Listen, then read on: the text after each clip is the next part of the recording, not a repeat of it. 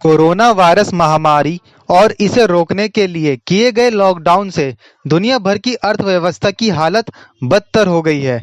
इसी क्रम में दिग्गज ब्रोकरेज कंपनी गोल्डमैन सैच ने आशंका जताई है कि कोरोना वायरस को रोकने के लिए किए गए देशव्यापी लॉकडाउन का भारत की अर्थव्यवस्था पर विनाशकारी असर पड़ेगा और दुनिया की दूसरी सबसे बड़ी आबादी वाला देश अब तक की सबसे भीषण मंदी के दौर से गुजरेगा।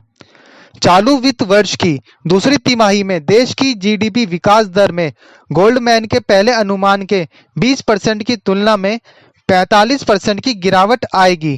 तीसरी तिमाही में 20% की मजबूती रिकवरी होगी, जबकि चौथी तिमाही तथा अगले वर्ष की पहली तिमाही के लिए विकास दर अनुमान क्रमश 14% तथा -6.5% पर बरकरार रखा गया है।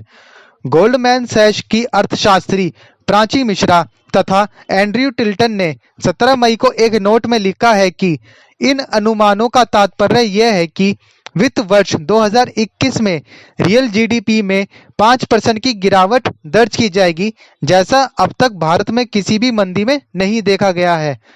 गोल्डमैन सैच के अर्थशास्त्रियों ने लिखा है कि पिछले कुछ दिनों में विभिन्न सेक्टर्स में कई रचनात्मक सुधारों की घोषणा की गई है।